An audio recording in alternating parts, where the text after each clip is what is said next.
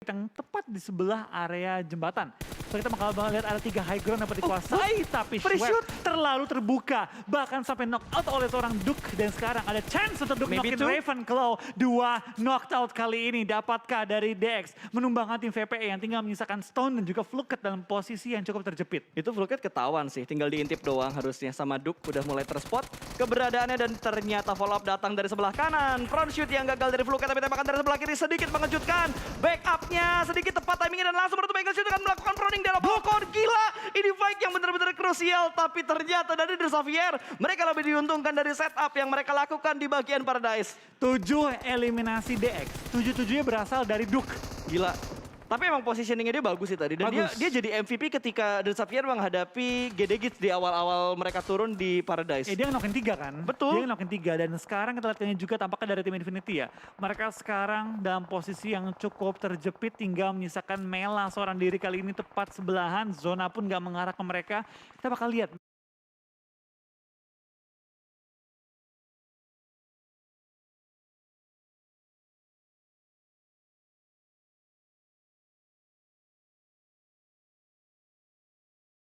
Mela pun hanya memiliki 6 first aid, yang berarti dia nggak bisa nge-heal terlalu lama di luar area play zone. Betul, dan yang bikin gue penasaran adalah pergerakan dari Bigetron yang dari tadi belum ke spot sama sekali.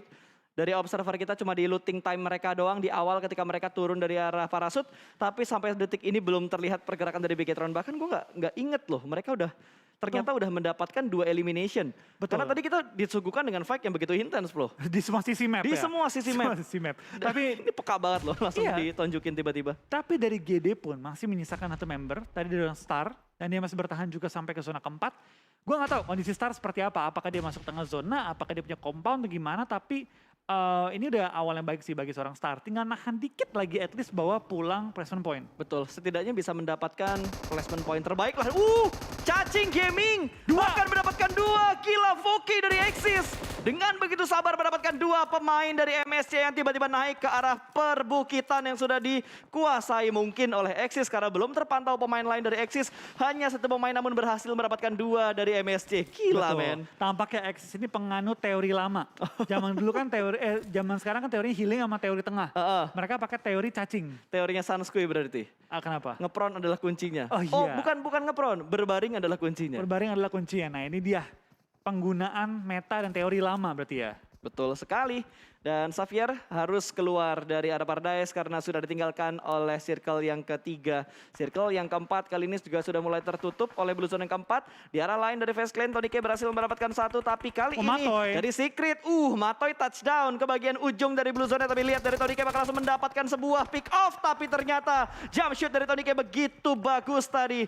Dan masih selamat walaupun ada tembakan dari arah belakang dari TonyK. Yes, tampaknya 12 tim tersisa, 32 yang masih live. GD, Infinity, tinggal misalkan 1 member bersama dengan BN juga. Tapi GD masuk ke arah zona kali ini. Bahkan Star ada di dalam zona selanjutnya. Ya, tapi ini bukan tempat yang bagus loh. Karena masih ada 1 pemain. Itu tim mana sih? Pop. Ya. MSC. Pops. Dari MSC di belakang dia terus di bagian pulau terpisah juga tadi kalau nggak salah ada 1 dan lihat dari Duke kayaknya udah nggak punya healing lagi, tinggal menembak dari bagian belakang dan bye-bye. Termakan oleh Blue Zone dan posisinya juga ketahuan oleh tim APG di mana 2 pemain dari APG cukup dekat dari The Xavier. Dan ini ngebuat mereka takut untuk bergerak keluar dari tebing ini karena tadi ada tembakan dari belakang. Betul, dia nggak tahu juga udah kena playernya. Tapi gue curiga nih dari DX ya, mereka kan tumbangin 8 orang. Apakah mereka punya healing yang banyak? Karena yang tadi yang maju nggak bawa healing. Jangan-jangan udah di store ke belakang. Mungkin, karena strategi healing bisa aja digunakan oleh tim-tim lain. Mengingat ini adalah map yang hanya dimainkan 1 kali gitu. Sama kayak Miramar. Jadi mereka harus memaksimalkan poin yang bisa mereka dapatkan di setiap map untuk Sunhawk dan juga Miramarnya. Kali ini di menit ke-21, Blue Zone kelima sudah mulai menutup juga dan Face Clan akan bergerak sedikit mendekat menuju ke arah APG ataupun APG yang bakal mendekat menuju ke arah Face Clan di mana Mr. Five menjadi ujung tombak. Tapi ternyata Bigetron join the fight menjadi third party dan berhasil mendapatkan 1. 4 elimination point sudah dikumpulkan. Kali ini bahkan mereka mendapatkan 2. Betul, dari BTR cukup nyayur kali ini dengan 4 eliminasi mereka kantongi minimal. BTR bakal bawa 5 poin kali ini tapi Mr. Five dengan menyadari ada tembak-tembakan yang dilontarkan sudah siap juga untuk menyambut tim BTR di mana mereka masih dalam kondisi 3 player saja. Liquid pun sudah di revive akan melakukan melakukan healing. Dan di belakangnya BTR ada BN, ada Axis. Ada tim-tim lain yang siap untuk bertempur dengan tim BTR. BTR perlu hati-hati nih, nggak boleh fight terlalu banyak sisi. Betul, dan harus fokus juga. Dan untungnya Mr. Five yang di belakang berhasil di-spot oleh seorang Ryzen. Dan ini ngebuat setup dari Bigetron harusnya bakal semakin strong lagi. Karena mereka udah tahu di belakang mereka ada pemain. Mereka udah tahu di bagian kiri mereka ada pemain. Tinggal bagaimana cara mereka untuk masuk ke dalam zona berikutnya. Betul, kita bakal lihat kayaknya tampaknya tinggal 7 tim yang tersisa. What, Satar? Dapat satu elimination. Masih bertahan juga hingga nomor 9 MSC tampaknya kali ini tumbangkan juga. Kita bakal lihat 7 tim tersisa minimal GD bawa 4 poin. Dengan kondisi kayak gini gue rasa 4 poin udah bagus untuk GD. Gila, ini Satar survival skillnya GG juga, bro. Dia sabar banget untuk tidak melakukan pick. Dia benar-benar tertib dan top 6 masuk ke arah GD Gits. Oke. Yang bonyok dari awal dan hanya menyisakan satu pemain doang. Betul, di mana tim-tim lain tumbang dengan 0 poin, 1 poin, 2 poin GD minimal bawa 6 poin kali ini. Betul, tapi ada granat kali ini kalau kita berpindah menuju ke arah sekitar Bigetron, di mana granat dari Axis. Ada Voke tadi mendapatkan satu pemain. Zuxi tumbang.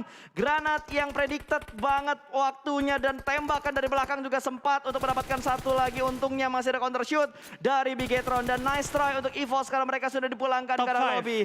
Top 5 untuk dua tim Indonesia, bahkan top 4. What a nice play dari GD Gits. Dengan satu pemain, mereka bisa mendapatkan top 4. Betul, dan makin banyak BTR-nya Yur. Harusnya GD bakal mengambil keuntungan juga, tapi tampak kita bakal disana Ryzen tertumbangkan. Tapi knock yang bagus juga. Bom dari seorang Luxi mengenai dua player dari tim Axis dan sekaligus meng-clear area dari circle-nya. Star pun dapetin zona kali ini. Ini berarti kita bakal lihat dari tim Indonesia harusnya bisa bertahan sedikit lebih lama lagi pada zona kali ini. Betul, dan gua rasa yang ada di bagian daratan ini bakal fight terlebih dahulu. Ini bisa dapat top 2 loh buat GD ataupun BTR kalau misalkan mau sabar. Star dapetin seorang Namshin. Dapat satu Tinggal lagi. Darkon. Kalau Darkon tumbangin, tinggal Axis yang melakukan healing. Yang berarti Indonesia pasti cikat. Top 2. Oke. Oke. Axis tinggal healing. Itu tinggal 1. Itu Namshin kalau nyebrang kelihatan nama Satar Iya. harusnya. Ini berarti Indonesia punya chance untuk chicken. Harusnya. Oke. Wow. Kaget gue tiba-tiba kayak Impressive. gini. Impressive. Impressive. Enemy ahead. Aduh, sayang banget tadi waktu lagi jalan Satarnya ke belakang. Kalau Satar stay di posisinya, harusnya dia bisa dapetin satu confirm elimination. Tapi kalau dari Tui lari ke depan, dia bakal terbuka sama BTR. Nggak ada obstacle lagi ya? Itu dia. Itu ini dia.